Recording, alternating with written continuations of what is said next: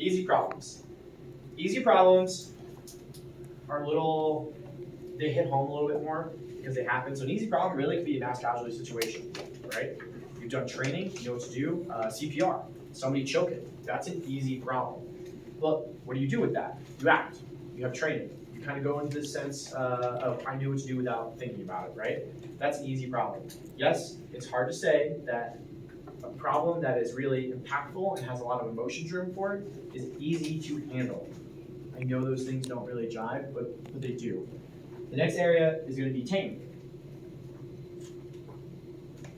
A tame problem is going to be something where we talked about before when we went, you can do ecological change, and then there's two ways to affect that. That's what we're trying to teach you, which you have the champion on top, or the champion is the master at the bottom. Outside of the ecological change, you have a machine change, right? Everything we do in the Air Force, at 80%, we keep saying it's the machine, right? At the end of the day, what do we do? Oh, Like, yeah. What do we do? And what if we don't do that? We do what? drop it on Yeah, yeah. That's what the Air Force does, right? Everything we do gets to that end state. That is what we want to do. Somebody has stood up, or went after freedom somewhere, or whatever you want to call it today. Kill them, we break their stuff, and then that problem is no more, right? Get a bigger problem.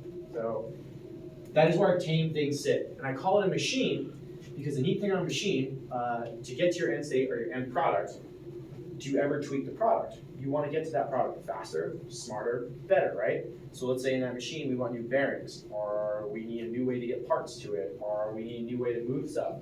We could affect that internal middle ground of that machine, but the end state and the end product is always the same. It's always going to be that one thing. We need to hit that thing. How do we get to that one thing? That is machine change. That is a tame problem. That is something you understand, you know the players at foot, and you know what needs to be done. The last type of problem is going to be, in the book, it says wicked, but you have been in the School of Design Warfare, and we have lovingly renamed it to Big T. What is it? Squishy. Lovingly renamed wicked problems to squishy. So squishy problem is going to be one of those ecological changes. Do I drive it from the top as a grassroots style? Is the people who want a different orientation for what they're doing. What is different from an ecological change than a machine change? Let's use animals. What can happen if you're trying to solve an animal problem with another animal? You just Yeah.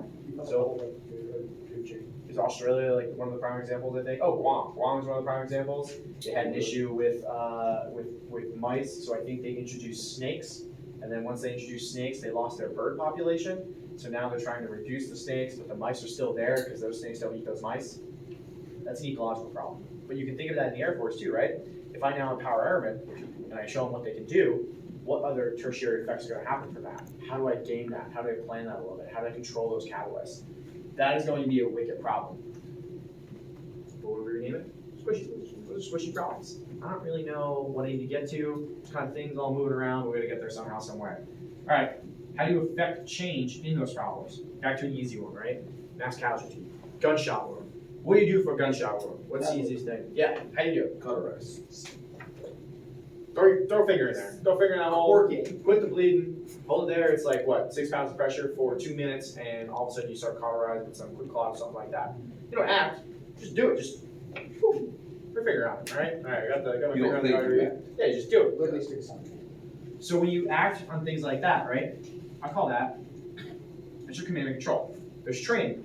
Somebody starts choking. We're going to sit there and run through the mission model canvas if our training is appropriately for how to affect a choking situation. No, you're either going to do one of two things. You're going to do the Heimlich, or you take your hand, I'll put it in your mouth, and I'll pull whatever out, right? I'd have my dog do that. He's a big dude.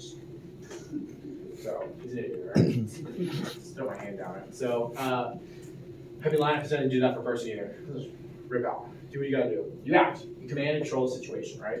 That is. There's training in place. Those problems are easy. Yes, they are emotionally driven and they have a big impact to people around them, but they're easy problems. You can handle them. We get it. They happen a lot. There's a high amount of frequency. There's a tried and true method to take care of it.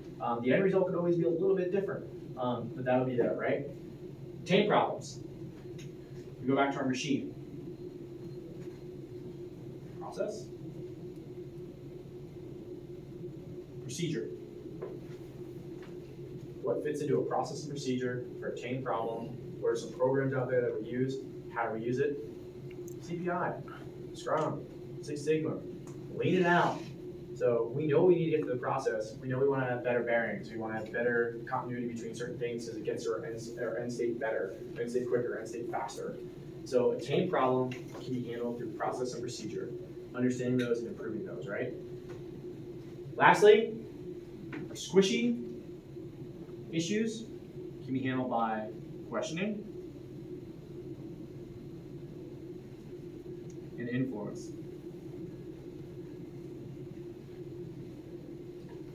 So when it comes to questioning influence, when you're here for process and procedure, you don't question the status quo. You understand, this is my mission, we're going to do it. So I'm going to get there better. When you get to a wicked or squishy problem, you're questioning the status quo. You're determining if that AFI even needs to exist, if that process should exist, should we even be here doing this? You've taken a scope even further out to understand what you need to do and if you need to do it.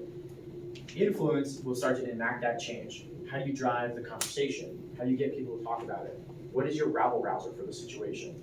How do you get to a cause? And that goes back to Big T again. Is it from the top who's quietly driving it and they want you to build that structure? Or is it the structure of the people collectively on the bottom who want to change the top? There's two ways that can be done. There might be more, but this is what I'm aware of at this point. So influence can handle those. How would I get you to wear a mask? Well, I would find your circle, I would sit down with you, I would have a discussion, and I would convey to you that I want this. Once I convey to you, the other people around you will go, well, James is doing it, so I want to watch James do it. You'll convey the same information I gave you. Yes, it's not as fast or as quick as what a process procedure is, but the question of influence will reach a precipice. It will reach a tipping point. You cannot control it anymore. It's out of your hands. So, type of problem, way that I think you should go after it. Now this is where it kind of deviates and it goes the Air Force model plus my interpretation of the model and goes away from the book a little bit. The type of leadership, management, or command that you're going to use, right? Title of the book. So when it comes to C2 and easy problems, you're going to want to command the situation. This is your hierarchy. This is what you go through. You just do what I say. There is no time for questions to be asked. You do it by the numbers, you do it by your training, and you get it done, okay? Process and tame. I believe, talk about the 80% of the Air Force sits right here. Manager or management, right? I'm sorry, at the end of the day, I don't believe the Air Force has true leaders. I think there might be a couple out there. I think we're extraordinary managers. We are process improvers. We handle our people well. We take care of our time. We know what to do when it comes to these things. There's weirdness up in the Air Force, and they reclassified this little portion of managers as leaders, and they just carry on you always say, well, how did you do that? Well, how did you get that done? You're really just looking for other managing tasks and how those people accomplish those tasks because you want to duplicate those efforts. Those are duplications of not behaviors, but procedures and processes. Those aren't driving behaviors we want to change. Those aren't driving behaviors we want to instill. 80% managers is where we're at. CPI. A lot of our stuff sits in here and it needs to be done and it can be done that way. That is exactly what we want. The last portion of this is going to be the smallest portion. And I really think that real leadership, stop this.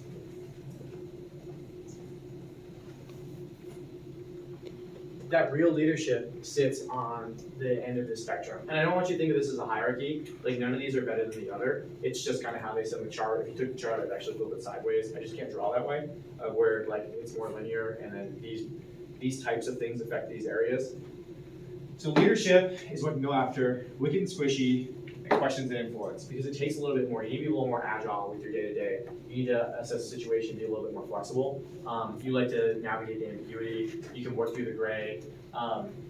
Where it gets iffy and things get troublesome. So this is where design warfare sits. This is what I'm trying to teach you. I'm trying to teach you the executive mindset, this strategist mindset, what we look for when we look at the world, 6,000-foot view. Leadership works in different areas, but when you get to a problem like this, you can't handle a wicked, squishy problem with command. It doesn't work. So the second you leave, like you'll effectively change it, right? But that change is not effective. The second you're gone, you're the linchpin because you were the person driving the cause. It's gone. Will not work. Problem will re-exist. You can look like when you have a cultural issue and you're writing AFI to change a cultural issue, nobody's gonna follow it. There's gonna be a person to make sure that that AFI is followed, but it's not a true answer to the problem, okay? Same thing for like managers can navigate both of these. Sometimes when you're in a command situation, I'm sure you guys have been there to long sorties, and somebody's trying to manage the situation as opposed to just getting the hell out of the way and letting you do what you have to do. It works, right? But it doesn't work effectively. It's not an effective way to get something done. Leadership, like if they come down to the command level and you have a leadership who wants to question and sit there and talk about processes and you're like, I need to just pump this thing full of hydro and set it. Like I don't know why we're having this conversation right now. It goes from a barrier that still gets stuff done to a barrier of why the hell is this person out here right now? It doesn't fit. It can jive.